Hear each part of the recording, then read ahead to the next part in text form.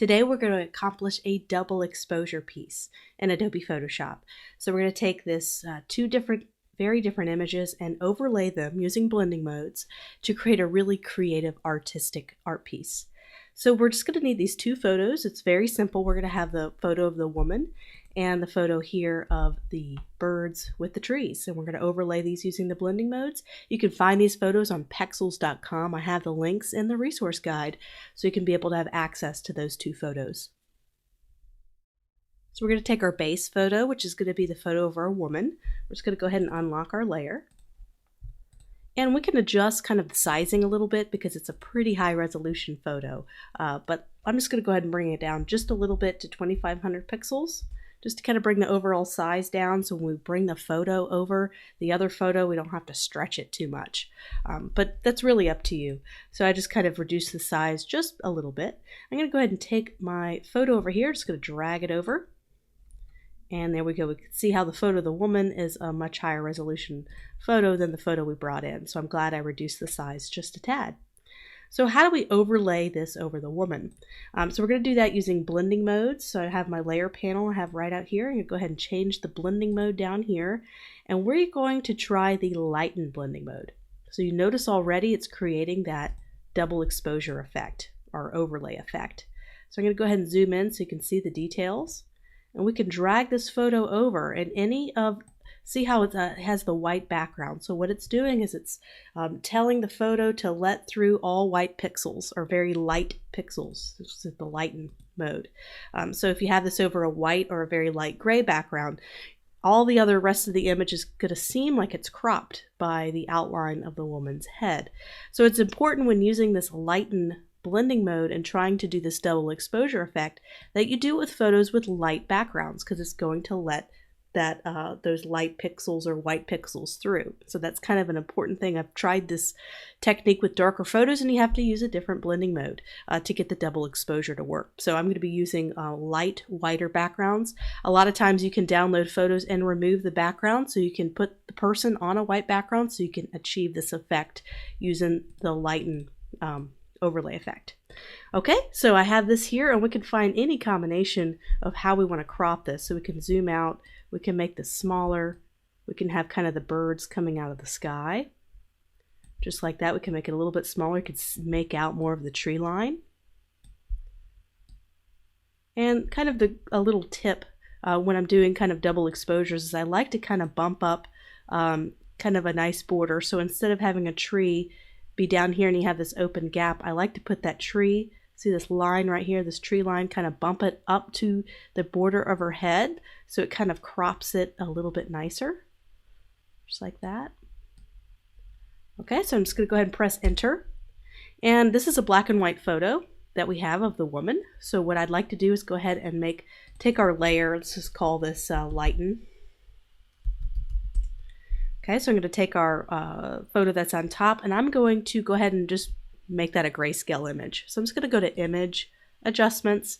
There's a couple ways you could do this, but I'm just going to do a very quick desaturate. I'm just taking all the color out. So now the photos are able to feel like they're one photo because I've stripped the color out. So we're going to also do duotone effect to apply kind of a color to the image as well.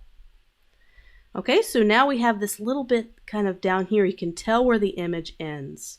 So I'm going to go ahead and add, down here I'm going to add a layer mask. So there's your layer mask right here. I'm going to go ahead and scoot it up so you can see. Just adding a layer mask. So I have this little layer mask here. I have this selected. And I'm going to go ahead and get a gradient. We're going to do a black to white gradient, just a simple black to white gradient. And I'm going to go ahead and draw down. So now it's going to cover up with the black. It's going to make that disappear. And I'm just going to try to find the right adjustment. So I think that's great. So we already have kind of a little bit of an effect going here. We can also do the same effect on the bottom, so it looks like she's totally cropped out using this effect. So we're going to do that next. So we're back, and we're going to go ahead and replicate the same effect, but do it down below. So let's go ahead and grab our original image and drag it back in. So we're just dragging a new layer, and we're going to go ahead and flip this over. So I'm just taking the transform rotate tool and just kind of doing a top down kind of turning it 180 degrees. We're going to do the same effect. We're going to go ahead and go up and go to lighten since we have a white background. And I'm going to also desaturate. So I'm just going to go to Image, Adjustments, and desaturate it to make it look like it's blended. So you can see the same effect happening here where it looks like she's being kind of cropped and disappearing down below. So we can find the right format. We might need to make the picture a little bit bigger. I don't like stretching images too big because I don't want to reduce the resolution, but just trying to find the right cropping here, the right tree line. So maybe right about there. So you notice it kind of comes off here. I don't have an extra tree, got it kind of getting cut off. So it's kind of a natural, almost looks like a paintbrush, like she's painted on with a paintbrush. So I'm going to do the same effect. I'm going to go ahead and add a layer mask. Click on Add Layer Mask. I'm going to grab my black and white gradient, and I'm just going to go ahead and see if I can't feather some of this bottom part off. So you will notice that you see kind of this cropping where it's a little light gray and white, so you see the definition of her body.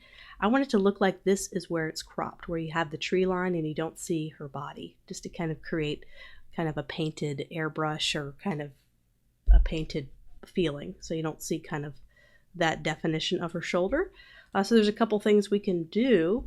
Let's go ahead and isolate this white area. I'm just going to get the magic selection tool or the magic wand tool, and I'm just going to click on this white background. This is a little bit of an easy background to do. And I'm going to go ahead and take a sample with my eyedropper tool. I'm going to sample this gray, and I'm just going to get the paint bucket tool and I'm just going to fill in this white selected area. So what we did there is we were able to kind of get rid of that definition where she was cropped out, and now it looks like she's totally painted or cropped out. You don't really see the outline or border of her body where it was. So it kind of has a pretty cool effect.